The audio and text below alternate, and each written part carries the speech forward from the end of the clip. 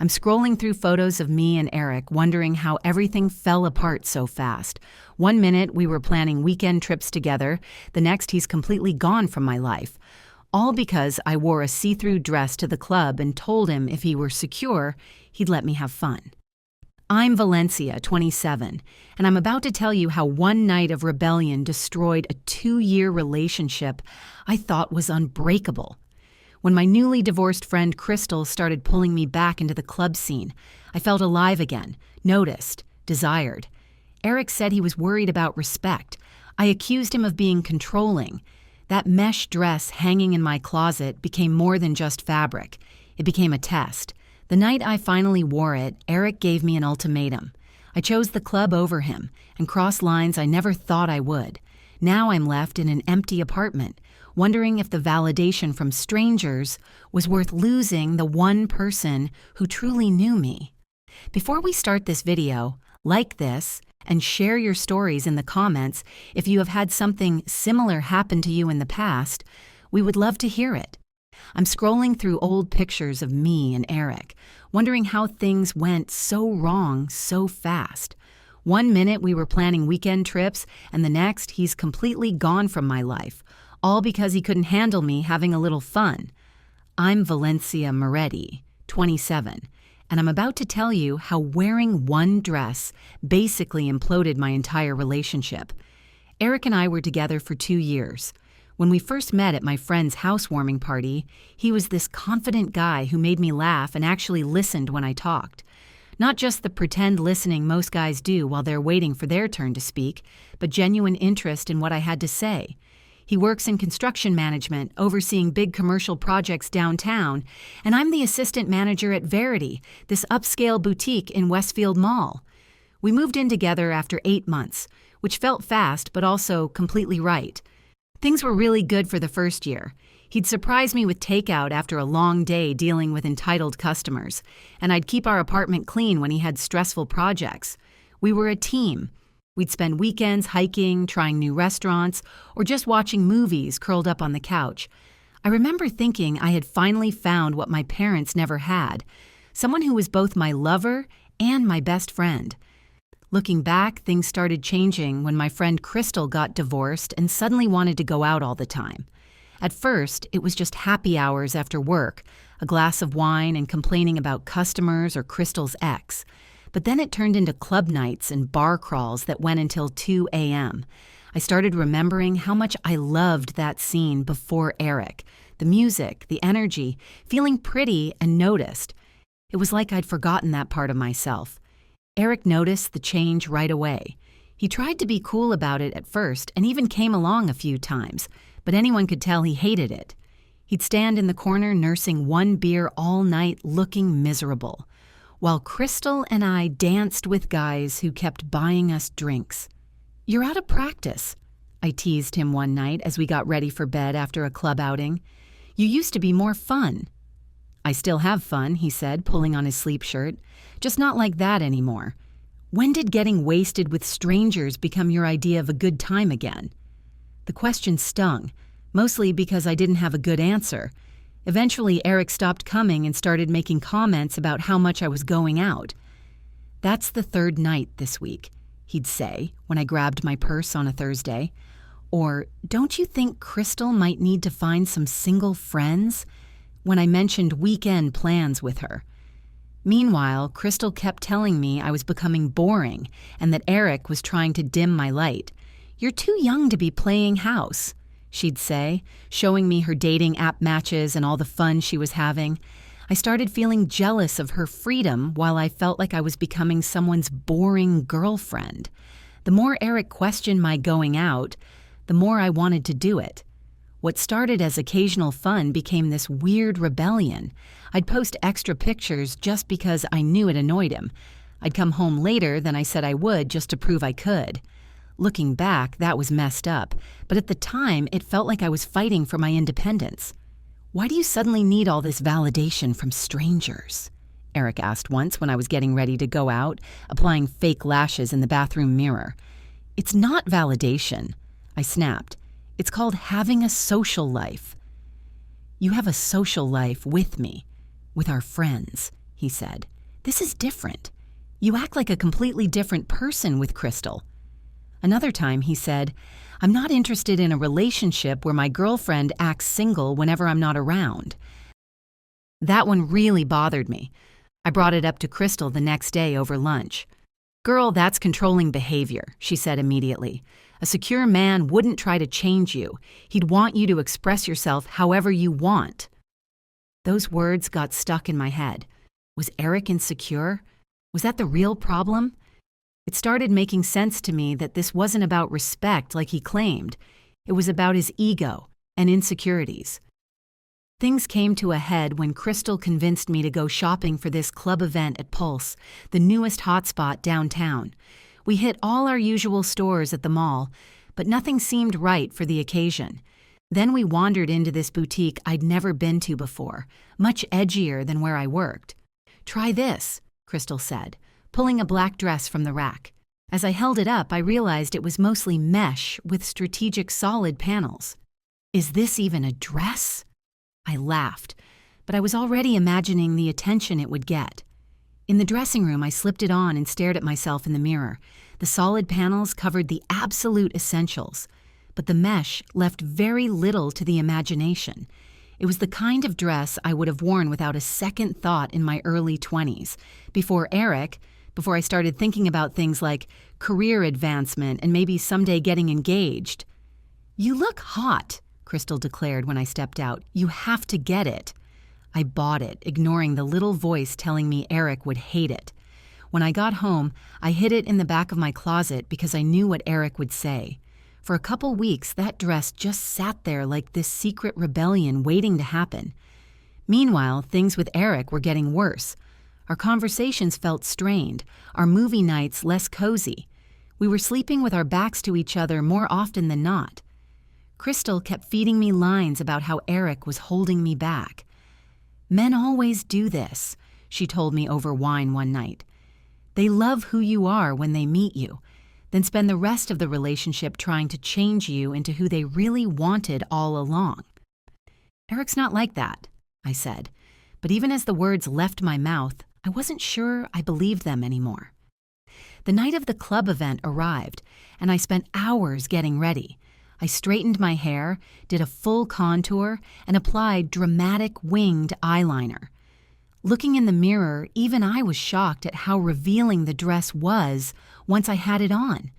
The solid panels covered the absolute essentials, but the mesh left very little to the imagination. Part of me knew this was too much, but another part felt powerful and free.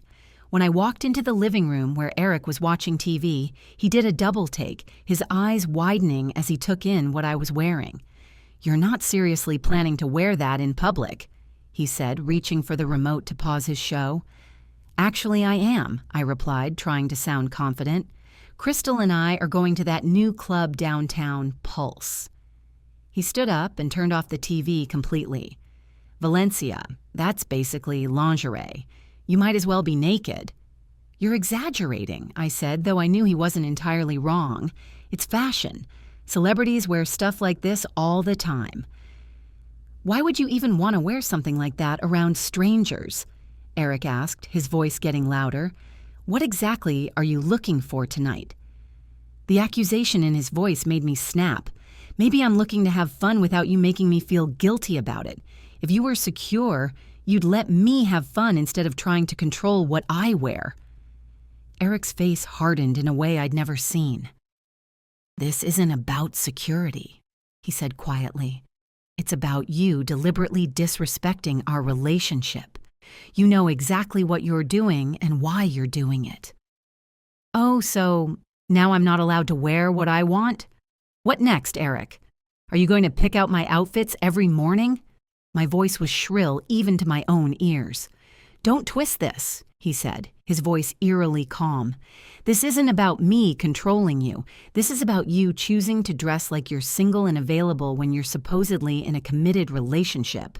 It's a dress, not a relationship status," I shouted, grabbing my purse. "I don't need your permission. I'm going out and I'm wearing this dress, and if you can't handle it, that's your problem." As I headed for the door, Eric didn't try to stop me. He just said, If you walk out that door dressed like that, you're making a choice about what matters to you, and I'll be making my own choices accordingly." I paused for just a second, feeling the weight of his words, but my pride wouldn't let me back down. "Fine," I said, and slammed the door behind me. The club was everything Crystal promised: exclusive, packed, and electric with energy. The moment we walked in, I felt eyes on me exactly as I'd wanted. The music pulsed through my body as we pushed our way to the bar, and I tried to ignore the twinge of guilt I felt about leaving things with Eric the way I had. "2 vodka sodas," Crystal shouted to the bartender, before turning to me with a wide smile. "Stop looking so serious. You look amazing, and Eric will get over it. Men always do." I nodded, taking the drink she handed me and downing half of it in one go. The alcohol burned my throat but quickly warmed my insides, helping to quiet the voice in my head that kept replaying Eric's words. Guys kept buying us drinks, and I accepted every one, partly because I was having fun and partly to spite Eric. I took pictures all night and posted them to my story, knowing he'd see them. In one, I posed with Crystal, both of us holding cocktails high. In another, I was dancing with some random guy whose name I didn't even catch. One guy in particular kept coming back to talk to me: Darnell. He was tall, stylish, and couldn't stop complimenting my dress. "Your boyfriend must be one lucky man," he said at one point, leaning in close so I could hear him over the music. "He doesn't appreciate what he has," I replied, the alcohol making me bolder. As the night went on, I drank more than I should have. I danced with Darnell, letting him get closer than I normally would allow. His hands found the small of my back, and I didn't move them away. When a slow song came on, I let him pull me against him, his cologne strong in my nostrils. "Want to get out of here?" he asked, after a particularly long song ended, his lips close to my ear. I hesitated, thinking of Eric at home, probably watching my social media updates with that disappointed look he'd perfected lately. But then I thought about his ultimatum, about how controlling he was being, and something in me snapped. "Yeah," I said, "well, let's go." What happened at Darnell's place is still a blur of regret and alcohol. I remember his apartment, barely furnished like he'd just moved in. I remember kissing him and thinking it felt wrong, but pushing that feeling aside. I remember him taking off that dress that had caused so much trouble, and I remember waking up at 5 a.m. filled with immediate, crushing regret. I slipped out while Darnell was still sleeping, called an Uber, and sat in the back seat fighting tears the whole way home. What had I done? This wasn't me. I'd never cheated before, never even considered it, but I'd been so determined to prove a point to Eric that I'd crossed a line I couldn't uncross. When I got home, Eric was sitting in the living room, still awake, still in the clothes from last night. His eyes were red, either from lack of sleep or something else I didn't want to consider. "Where were you?" he asked, his voice hollow. "At the club," I said quickly, the lie coming easily, wrapped in shame. "It ran late, and my phone died." "I texted Crystal when you didn't come home," he said, his eyes never leaving mine. "She said you left hours ago." My stomach dropped. "I went to get breakfast with some people from the club." I lied again, lost track of time. He stared at me for a long moment, and I was sure he could see right through me, could somehow tell what I'd done. But all he said was, "I can't do this anymore, Valencia." "Do what?" I asked, anger suddenly flaring up to mask my guilt. "I just went out with friends. This is exactly what I'm talking about. You're trying to control every aspect of my life." Even as the words left my mouth, I knew how ridiculous they sounded. I'd spent the night with another man, and here I was, trying to make Eric the villain. But I couldn't stop myself. Admitting the truth felt impossible. Controlling your life? Eric's voice was dangerously quiet. "I've never once told you what to do or who to see. I've only asked for basic respect, and you can't even give me that." "That dress was not disrespectful," I insisted. "It was just—" "Stop," he cut me off. "This isn't about the dress. It's about you deliberately doing things you know will hurt me, then turning it around to make me the bad guy. I'm done." "What do you mean, done?" My voice suddenly sounded small. "I mean, I'm leaving. I can't be with someone who treats me like the enemy." For the first time, real fear gripped me. He was serious. "Eric, wait," I said. "Let's talk about this. I'm sorry about last night. I shouldn't have." "You shouldn't have," he agreed. "But you did.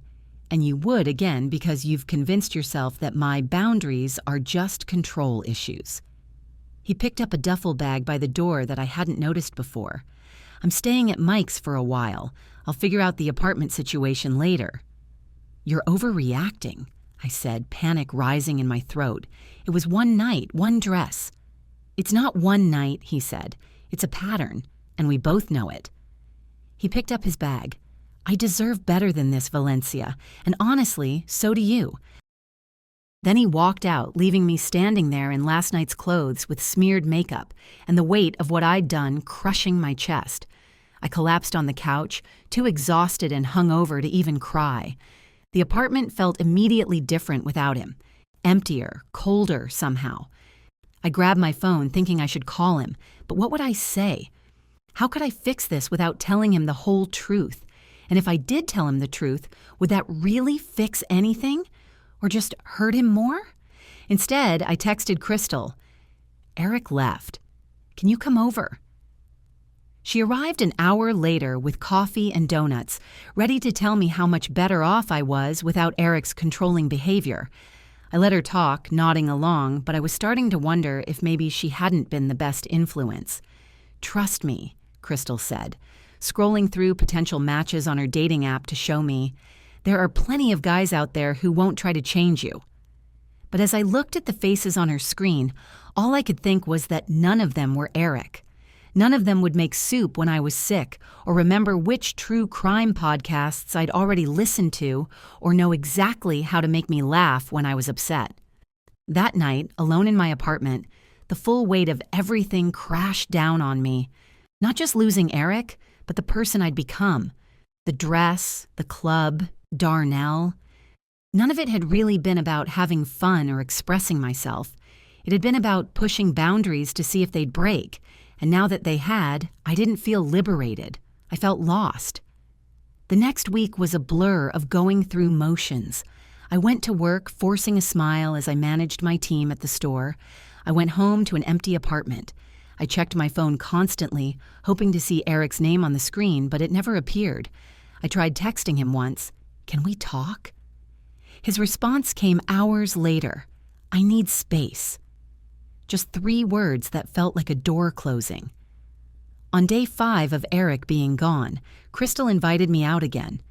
"Best way to get over someone is to get under someone new," she said with a wink. The thought made me nauseous. When Crystal left, disappointed, I scrolled back through my social media, looking at posts from the last few months. There I was, in increasingly revealing outfits, in increasingly intimate poses with people who weren't my boyfriend. There were the comments from guys that I'd responded to flirtatiously, the check-ins at clubs at 2 a.m., the stories where I was clearly drinking too much. Seen through fresh eyes without Crystal's voice in my ear, I could understand why Eric had been upset. This wasn't about him controlling me. It was about me deliberately pushing him away, testing him, maybe even trying to make him jealous. But why? Had I been bored? Restless? Afraid of how much I cared about him? I didn't have answers, only a growing sense that I'd blown up something good for reasons I still couldn't fully articulate. That realization sat heavy with me as the days turned into a second week. At work, my district manager pulled me aside to ask if everything was okay. "Your numbers are down and 2 of your associates mentioned you seemed distracted," she said. Meanwhile, Darnell had texted once, "Had fun the other night. Want to do it again?" But I left it unanswered, too ashamed to even look at his name on my screen. I kept posting on social media, trying to maintain the illusion that I was thriving in my newfound freedom. Pictures of takeout presented as fabulous solo dinners, selfies with carefully applied makeup to hide the dark circles under my eyes, inspirational quotes about growth and self-discovery. But the engagement was dropping. People weren't liking or commenting as much. Even the guys who'd been so eager to slide into my DMs when I was posting club photos seemed to have moved on to someone else. Even Crystal was becoming less available. "Sorry, can't tonight. Have a date," her texts would say. I suspected she just found my post-breakup self less fun now that I wasn't interested in clubs and bar hopping. By the third week, the apartment felt less like a place Eric had recently left and more like a place he was never coming back to. I found myself missing the strangest things. The way he'd absently rub my shoulder while we watched movies. His weird habit of organizing the refrigerator by color. The smell of his shampoo lingering in the bathroom after he showered. One night, after a particularly rough day at work, I broke down and called him. To my surprise, he answered, his voice careful and distant. "Eric," I said, fighting to keep my voice steady. "I miss you." A pause. "I can't do this, Tiffany. Can we at least talk? Maybe meet up somewhere? I need to see you." Another long pause, then, "Okay, but just to talk. This isn't us getting back together." We agreed to meet at a restaurant we used to go to sometimes, a little Italian place halfway between our jobs. As I got ready, I rehearsed what I would say, how I'd been influenced by Crystal, how I'd confused freedom with recklessness, how I'd never meant to hurt him. I would apologize for the dress, for the going out, for everything except the one thing he didn't know about, Darnell. That secret would stay buried, a private shame I'd carry alone. When I walked into the restaurant and saw him sitting there, my heart actually skipped. He looked good. Tired, maybe, but good. He stood when he saw me, a reflexive politeness that was so essentially Eric it made my chest ache. "I'm sorry," I said after we ordered, not wanting to waste time on small talk. "For the dress, for how I've been acting, for a lot of things. I got caught up in this idea that you were trying to control me, but now I see you were just asking for respect." He nodded slowly. "I appreciate that." Encouraged, I continued. "I miss you, Eric.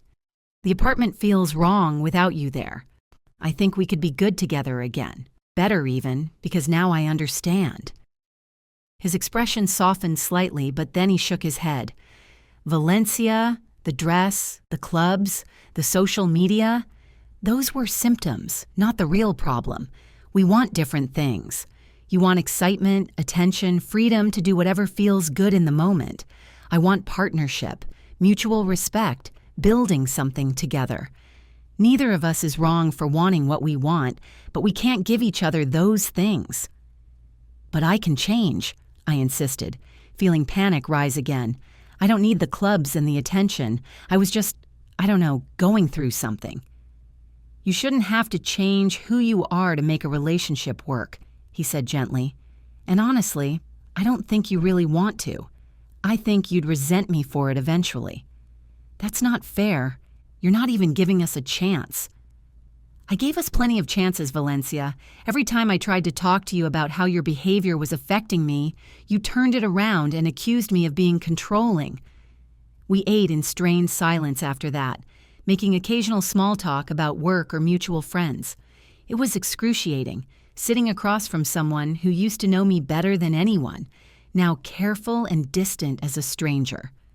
When the check came, Eric took out his wallet and put down enough cash to cover his meal and a tip for his portion. I stared at the money, then at him. "Seriously? You're not going to get this?" "Get what?" "The check. You always paid when we went out." "We're not together anymore, Valencia. Why would I pay for your meal?" I felt my cheeks flush with embarrassment and anger. "Wow, real classy, Eric. A real man would at least have the decency to pick up the check after breaking up with someone." His expression didn't change. A real adult would expect to pay for their own food. But I guess that's part of the problem, isn't it? You want the freedom to act however you want, but you still expect to be taken care of like you're in a committed relationship.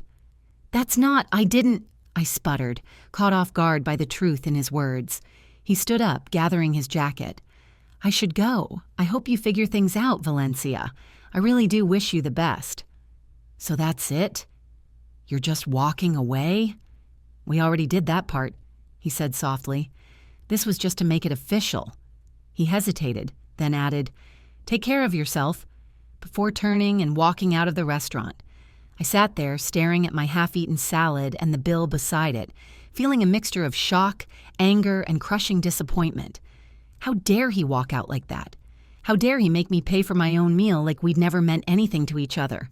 But underneath the anger was something worse, the dawning realization that maybe he was right. Maybe I had been trying to have it both ways. The freedom to act single while enjoying the benefits of a relationship. Back at my apartment, just my apartment now, I kicked off my shoes and collapsed on the couch, scrolling mindlessly through social media for comfort. On impulse, I posted a vague but pointed status. Some men will never appreciate a strong woman who knows what she wants. Their loss. The likes and supportive comments started coming in, but they felt emptier than ever. These people didn't know the real story.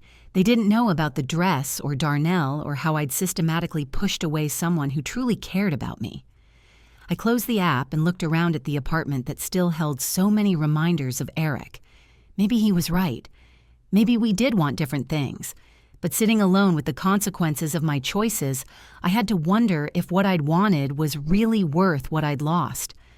The next day at work, I couldn't focus. I kept making small mistakes, forgetting to enter sales into the system, putting returns back on the wrong racks. My assistant manager, Jenna, finally pulled me aside. "Is everything okay? You've seemed off for weeks now."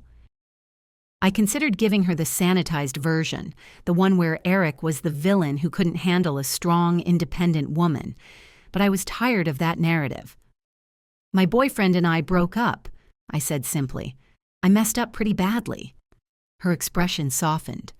"I'm sorry to hear that. Do you want to talk about it?" "Not really," I said, "but thanks."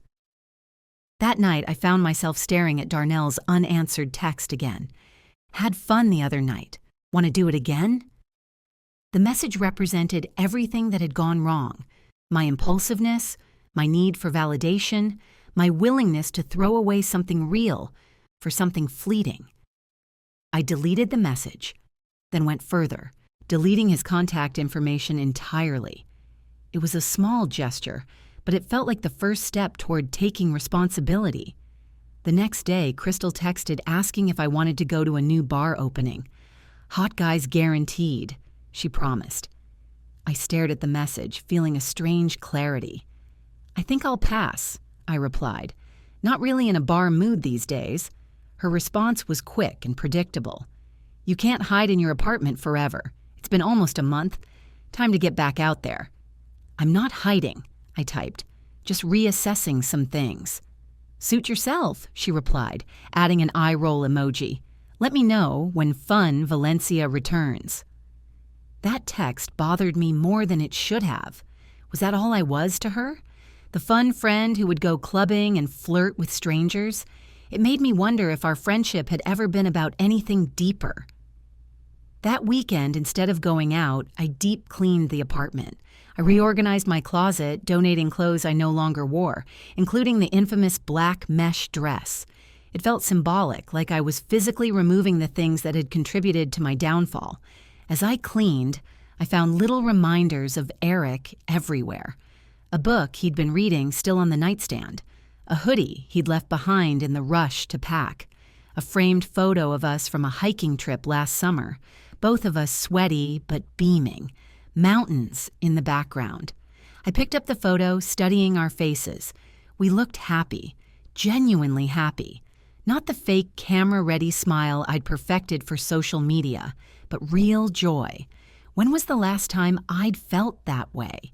As the third week without Eric became the fourth, I found myself making other small changes. I limited my social media use, posting less and scrolling less. I started cooking actual meals instead of living on takeout. I called my mom, something I realized I'd been doing less and less while caught up in my drama with Eric and Crystal. "You sound different," Mom said during our call. "More like yourself." "What do you mean?" "I don't know. For a while there, you sounded like you were always performing. Now you just sound like Valencia." Her words stayed with me long after we hung up. Had I been performing? Putting on a show for Eric, for Crystal, for my social media followers, maybe even for myself. The realization wasn't comfortable, but it felt true. Somewhere along the way, I'd gotten so caught up in how I appeared to others that I'd lost track of who I actually was and what I actually wanted. 5 weeks after Eric left, I found myself in an unexpected place, having lunch with Jenna from work. She'd invited me after noticing my improved mood and work performance. "So what changed?" she asked as we shared an appetizer. "You seem better." I considered the question carefully. I stopped trying to be someone I'm not, I think, because of the breakup. Partly, and partly because I realized some of my friendships weren't as healthy as I thought. I hadn't spoken to Crystal in 2 weeks. Our last interaction had been a text from her saying, "Let me know when you're done with this pity party." I hadn't bothered to respond. I had this friend, I explained to Jenna, who always made me feel like I needed to be more exciting, more adventurous. Being responsible or wanting stability was boring in her eyes. Jenna nodded knowingly. I had a friend like that in college. Everything was about partying and guys. It was fun for a while, then it just got exhausting. Exactly. I think I let her convince me that my relationship was holding me back, when really she was the one pushing me toward things I didn't even want. I paused, realizing how true that felt. Or maybe I did want them, but not for the right reasons. "What do you mean?" "I think I liked the attention, the validation. It made me feel powerful in a way, but it was empty. None of those people at the clubs cared about me. They didn't even know me." Jenna studied me with surprising perception. "And your boyfriend did know you?" "Yeah," I said softly. "He really did." After lunch, I felt lighter somehow. Talking to someone who wasn't invested in my drama, neither pushing me to party like Crystal, nor disappointed in me like Eric, gave me perspective I'd been missing. That night, I did something I'd been avoiding. I scrolled all the way back through my social media feeds to the beginning of my relationship with Eric. The contrast was striking. Early photos showed us doing things we both enjoyed: hiking, trying new restaurants, visiting local attractions. I looked genuinely happy, not posed or performative. My captions were about the experiences, not carefully crafted to project an image or attract comments. When did that change? I could almost pinpoint it, around the time Crystal got divorced and became my main social influence. My posts became more provocative, more focused on my appearance and getting reactions. The activities changed, too. Fewer daytime outings, more nightclubs and bars. Fewer photos with Eric, more selfies or pictures with Crystal and strangers. I hadn't just changed my behavior. I'd changed the narrative of my life that I was presenting to the world. And somewhere along the way, I'd started believing that narrative myself. 6 weeks after Eric left, I got a text from him that sent my heart racing. "Need to come by to pick up some mail and the rest of my winter clothes. Is tomorrow evening okay?" I typed and deleted several responses before settling on a simple, "That works." "What time?" "Around 7, he replied. I spent the entire next day cleaning the apartment, not because it needed it, but because I needed something to do with my nervous energy. By 6:45, I had changed outfits 3 times before settling on simple jeans and a sweater, comfortable, but not like I was trying too hard. When the doorbell rang at 7:03, my heart jumped. I took a deep breath before opening the door. Eric stood there looking unfamiliar yet achingly familiar. He'd gotten a haircut, and he was wearing a jacket I hadn't seen before. "Hi," he said with a small, polite smile that didn't reach his eyes. "Hi, come in." He stepped inside, glancing around the apartment. Had he expected it to be drastically different? I realized I'd made very few changes since he left, as if keeping things the same might somehow preserve the possibility of his return. "Your mail's on the counter," I said, gesturing, "and I think all your winter stuff is still in the storage bins in the bedroom closet. I haven't touched them." "Thanks," he said, picking up the small stack of envelopes. "I'll grab the storage bins." "I can help," I offered, following him to the bedroom. We worked in silence, pulling the plastic bins from the top shelf of the closet. It felt so strange. This person who used to share every detail of his day with me, now a polite stranger in what had been our shared space. As we carried the bins to the living room, I knew I had to say something or I'd regret it when he walked out that door. "Eric," I started, setting down my bin. "I've been doing a lot of thinking since we met for lunch." He placed his bin on the floor and straightened, face neutral. "Okay. You were right about a lot of things. About me wanting freedom without responsibility, about Crystal's influence, about me deliberately pushing boundaries." He nodded slightly but didn't speak. "I thought a lot about what you said, about us wanting different things.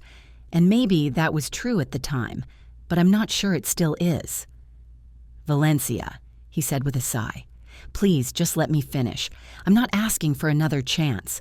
I don't expect you to forgive me or take me back. I just want you to know that I understand now what you were trying to tell me, and you were right." His expression softened slightly. "I appreciate that. I really do.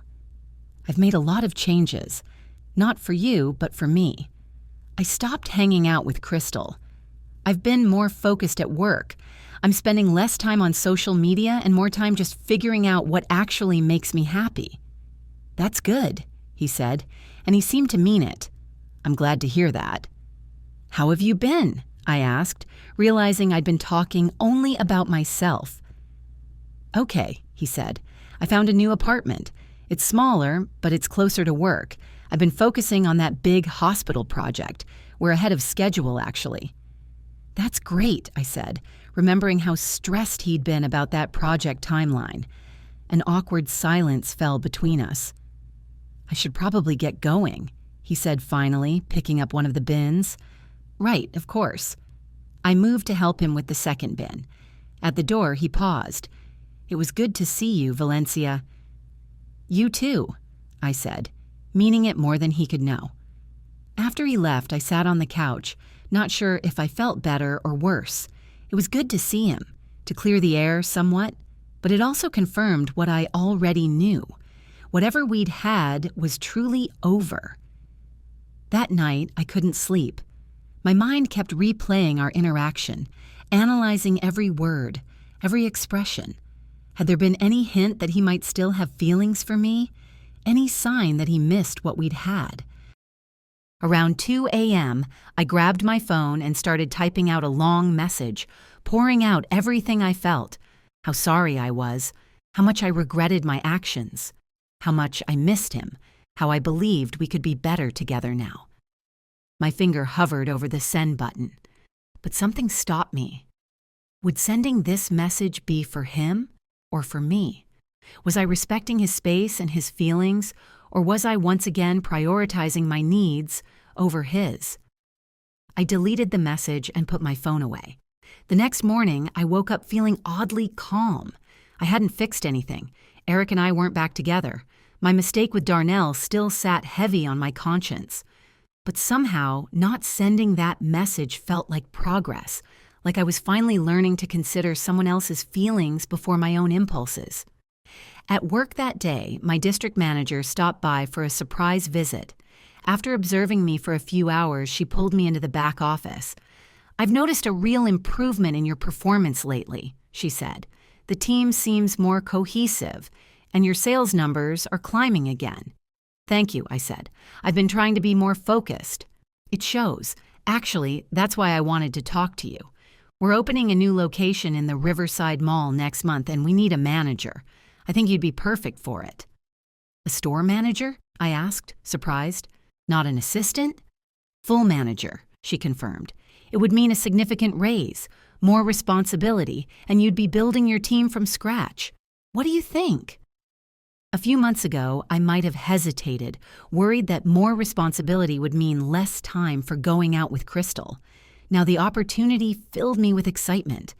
"I'd love that," I said. "Thank you for considering me." "Great, I'll send over the paperwork tomorrow. You've earned this, Valencia." As I drove home that evening, I felt a sense of purpose I hadn't experienced in a long time. The promotion wasn't just a job advancement, it was validation that I was on the right path, that the changes I was making were positive ones.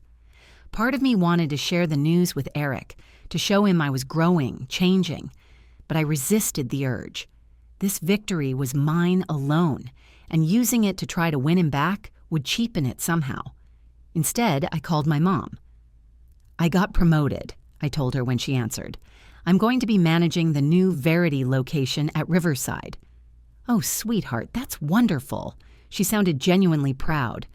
"We should celebrate. Why don't you come for dinner this weekend? Your dad will want to hear all about it."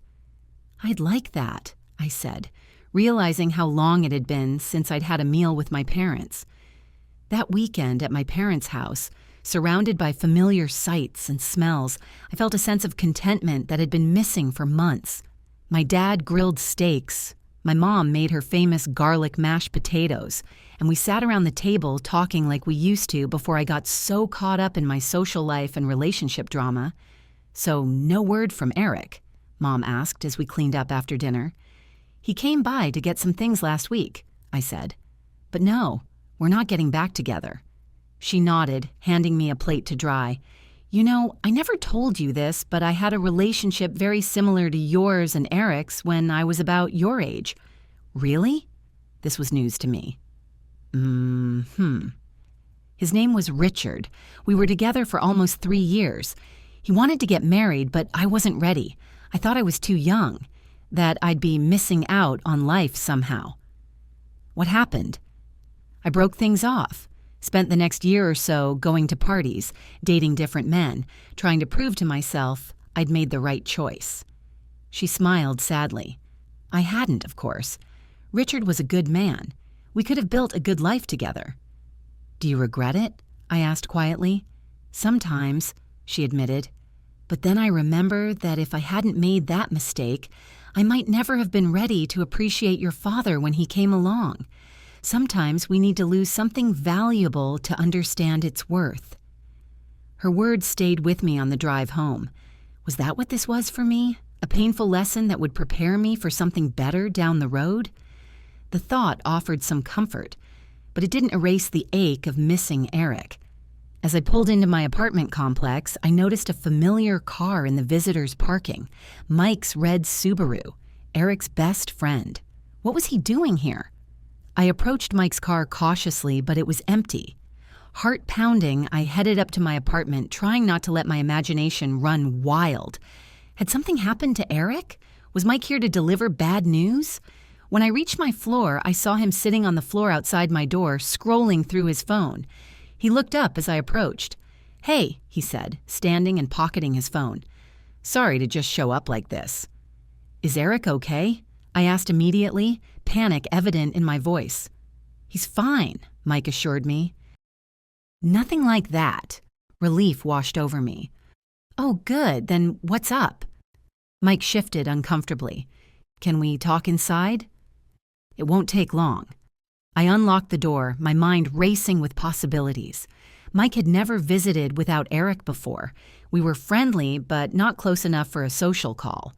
Once inside, he remained standing, declining my offer of a drink.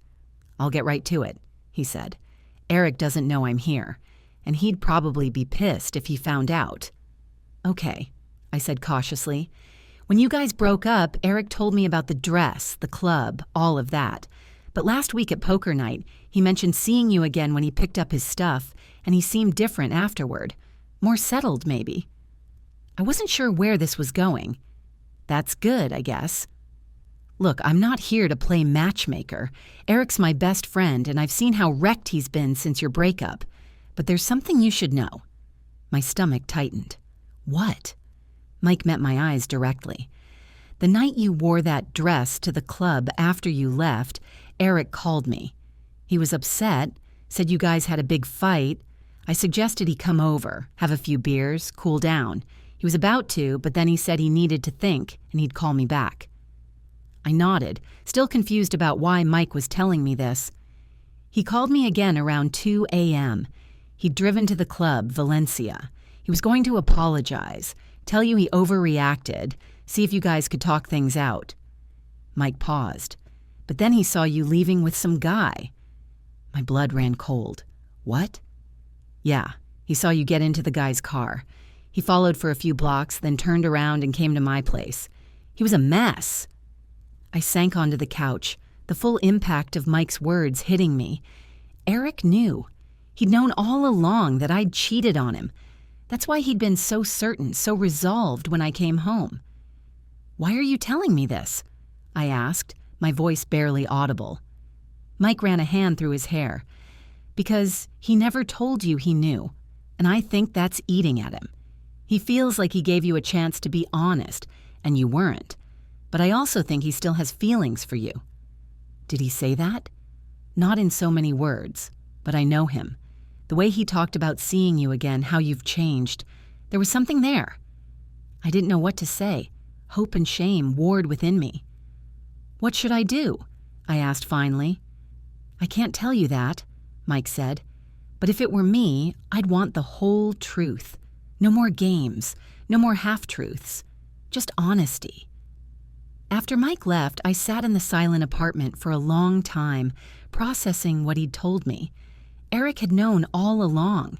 He'd been coming to apologize, to make things right, and instead had witnessed my ultimate betrayal.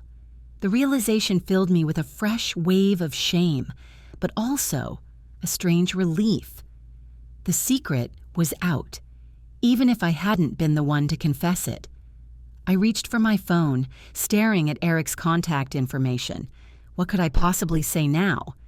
"Sorry I cheated on you and then lied about it" hardly seemed adequate, but Mike was right about one thing.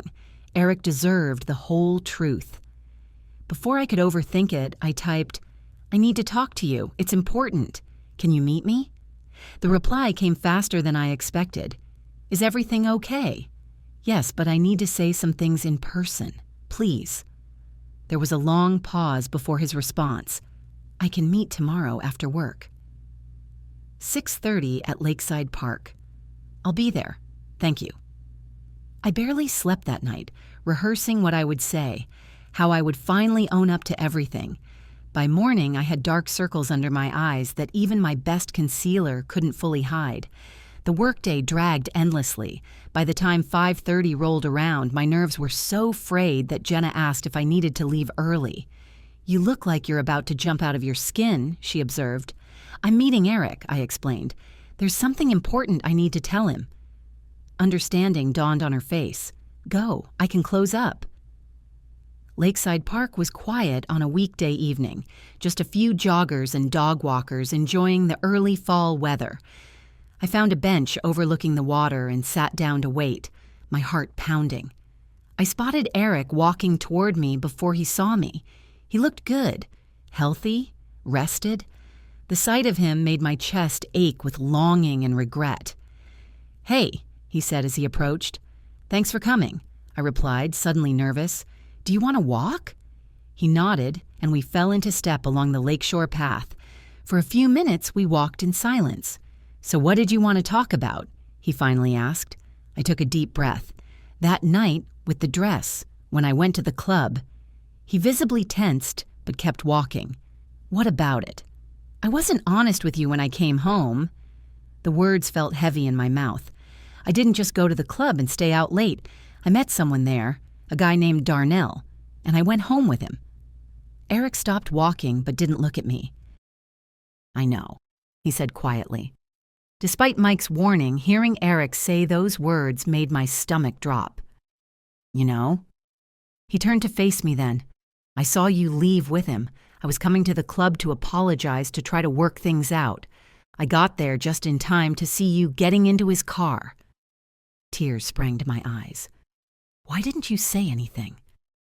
"I wanted to see if you'd tell me the truth. You didn't." His voice wasn't accusatory, just sad. "I'm so sorry, Eric. Not just for what I did, but for lying about it. For everything." He nodded, looking out at the lake. "Why tell me now?" "It's been almost 2 months. Because I've been doing a lot of thinking about why I did what I did. Not just that night, but all of it. The dress, the clubs, pushing your boundaries. I think I was scared." "Of what?" "Of how much I cared about you. Of becoming the boring girlfriend. Of missing out on something. though I couldn't even tell you what. I wiped at a tear. It wasn't about you being controlling. You never were. It was about me being selfish and insecure. Eric was quiet for a long moment. Thank you for finally being honest. We started walking again, more slowly this time. Can I ask you something? I said after a while. Sure. Mike thinks you still have feelings for me. Is that true? Eric sighed. Mike shouldn't have said that. But is it true? He stopped again, turning to look at me directly. I don't know what I feel anymore, Valencia. For almost 2 years, you were the person I trusted most in the world. Then suddenly, you were someone I didn't recognize. Now you seem more like the person I fell for, but I don't know if I can trust that. His honesty hurt, but I deserved it. I understand. Do you? He asked. Because I'm not sure I do. I still care about you. I probably always will. But caring isn't enough when there's no trust. We completed our circuit of the lake in silence, both lost in our own thoughts. As we approached the parking lot, I knew our time was ending. I got a promotion, I said suddenly, not wanting him to leave just yet. I'm going to be managing the new Verity location at Riverside Mall. His face softened into a genuine smile. That's great, Valencia. You deserve it. Thanks. I hesitated. I've been making other changes, too. I stopped hanging out with Crystal. I've been spending more time with my family, less time on social media. I'm glad, he said, and he seemed to mean it. You seem good, more like yourself. We reached his car first. He stood with his keys in hand, clearly ready to leave, but hesitating. What happens now? I asked, voicing the question that had been hanging between us. I don't know, he admitted. I'm not ready to jump back into a relationship if that's what you're asking. I'm not asking for that, I said, though part of me had been hoping. I just want to know if there's a chance. Someday. Eric looked at me for a long moment. I can't promise anything. But I'm glad we had this talk. It helps. It wasn't the answer I wanted, but it was honest.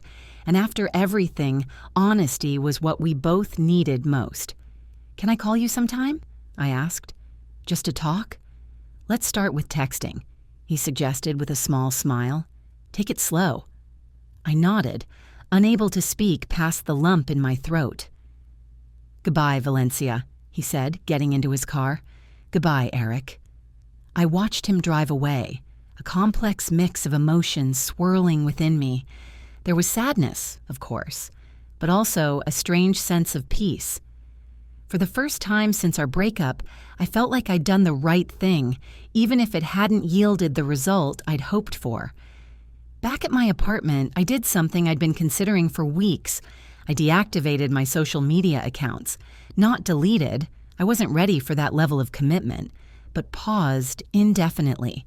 The constant need to document my life, to project an image, to seek validation through likes and comments had contributed to my downfall. It was time for a break. Instead of scrolling through my feed that night, I made a real dinner, opened a book I'd been meaning to read for months, and actually focused on it. The quiet felt strange at first, almost uncomfortable, but gradually it became peaceful. As I was getting ready for bed, my phone buzzed with a text. It was from Eric. Thanks for being honest today, it meant a lot. I smiled, typing back. Thank you for listening. Good night, Eric. 2 simple messages, but they felt more meaningful than all the elaborate social media posts I'd crafted over the past year. The next morning, I woke up feeling lighter. Eric and I weren't back together. We might never be. But I'd finally faced the truth about my behavior, about the person I'd become. The dress, the club, Darnell. None of it had been about freedom or self-expression. It had been about pushing boundaries to see if they'd break, about seeking validation in all the wrong places. As I got ready for work, I caught my reflection in the bathroom mirror. For once, I didn't immediately start critiquing my appearance or thinking about how I could present myself to the world. Instead, I just saw Valencia. Not perfect, still learning, still growing, but finally on the right path. The relationship I'd had with Eric was over. That chapter was closed. But maybe, just maybe, there was a chance for something new to grow, something based on honesty, mutual respect, and the hard-won wisdom that comes from facing uncomfortable truths about oneself. Whatever happened with Eric, I knew one thing for certain. I would never again sacrifice something real and meaningful for the hollow validation of strangers. I'd learned that lesson the hard way, wearing a see-through dress to a club and telling my boyfriend that if he were secure, he'd let me have fun. It turned out that real security, real freedom, came not from pushing boundaries, but from understanding why they mattered in the first place.